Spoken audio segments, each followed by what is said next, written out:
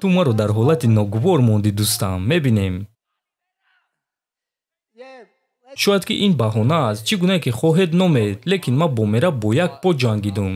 дӯстон, ба шумо ширкати шифофарморо тавсия медиҳем ки шумо аз ширкати шифофармо ҳама намуд дороҳои гиёҳиро дастрас карда метавонед. аллакай чанд сол мешавад ки мо бо ин ширкат ҳамкорӣ мекунем ва ба боварии комил ба шумо низ тавсия медиҳем. шумо метавонед ки аз ширкати шифофармо дороҳо барои хароб ва фарбешавӣ, барои дил, барои дарди мушакҳо, барои хунукзадагӣ, равғани тозаи сиёҳдонаро дастрас кунед ки ба ҳамаи дардҳо шифо мебахшад. ҳамчунин ширкати шифофармо ҳиҷома доранд ки дар он ҷо фитобочка, массаҷ ва ҳиҷома бепул аст ва шумо метавонед ки рафта ҳиҷомаи бепул гиред. барои ҳамин худи ҳозир ба рақамҳои дар рӯи экран буда занг зада дороҳои гиёҳӣ дар кории худро харидорӣ кунед ва ҳатман аз номи канали мо паҳлавон салом расонед.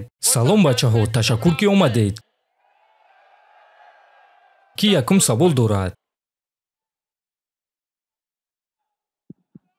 аз чемпион оғоз кардан мехостум. Мераб. дар аввал оиди либосҳои ту пурсидан мехостум. Ту куртка ва бозичаи шонро дорӣ. гӯй ки сабаб дар чист ки ту чунин либос интихоб кардӣ? ин албатта ки шӯхӣ аст. лекин ман ҷиддӣ барои ин муҳориба тайёр шуда истодаам. мо ҳамамон медонем ки шон ҷангвари хуб аст. ӯ зарбаи сахт дорад. ман ин чизро ҳис кардум. ва ҳозир ӯ ягон гуна навгуниҳо мекунад ва кӯшиш мекунад ки маро фавран шикаст диҳад. ин муҳорибаи хуб мешавад. баъди оне ки ту маро шикаст додӣ, ту метавонистӣ ки дар дивизион муҳориба зидди кадом рақибе ки набошад интихоб кунӣ ва бисёриҳо ҳайрон шуданд вақте ки ту шонро интихоб кардӣ. гӯй ки барои чӣ ту бо шон ҷангидан хостӣ? медонӣ, шон гуфт ки ӯ осеб дошт. барои ҳамин мебинем ҳозир ӯ мегӯяд ки 70% аз пештара зӯртар аст. ва барои ман ин чизро дидан шавқовар аст. ва медонӣ, ман ин муҳорибаро ҳамчун ҷанги осон қабул намекунам. ӯ зарбаҳои сахт дорад ва мо бо ӯ дар октагон ҳис кардем ки дар ҷанг аз дастамон чӣ корҳо меояд.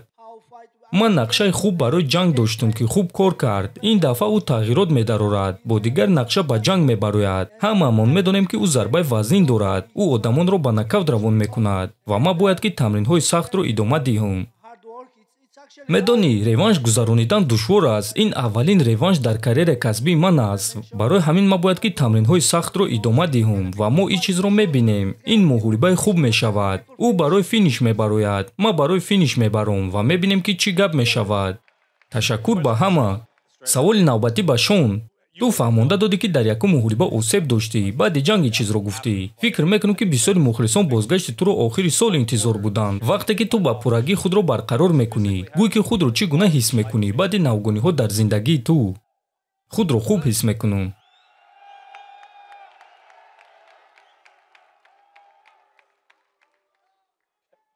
оиди реванши гузаштаи ту бо Марлон Вера, ту чанд сол интизор шудӣ то ин ки исбот кунӣ ки якум муҳориба ногаҳонӣ буд ва яке аз беҳтарин баромадҳо нишон додӣ дар ин ҷо дар Майами. барои ин ҷанг зидди Мераб чӣ гуна омода шудӣ ва чӣ гуна тағйиротҳо медарорӣ то ин ки натиҷаро тағйир диҳӣ? ман аз UFC миннатдорам ки ба ман чунин зуд реванш доданд. шояд ки ин баҳона аст, чӣ гуна ки хоҳед номед, лекин ман бо Мераб бо як по ҷангидум. ман 10 ҳафта пеш аз муҳориба осеб гирифтум. ва ҳамин гуна натиҷа шуд.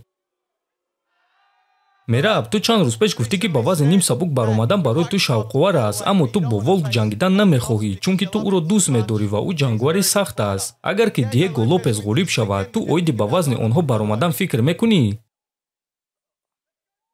ту маро дар ҳолати ногувор мондӣ дӯстам.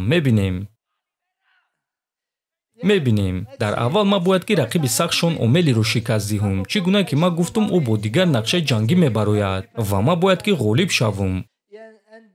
Диего Лопес низ ба ман писанд аст, лекин бо ӯ ман ҷангидан мехостум. лекин ӯро муҳориба зидди Волк интизор аст ва ман фикр мекунам ки Волкановский ғолиб мешавад. савол ба Шон. Шон, тобоварии Мераб аз ҳама беҳтарин дар UFC аст. ту тобоварии худро хубтар кардан мехоҳӣ то ин ки бо Мераб ҳамаи 5 раунд ҷангида тавонӣ?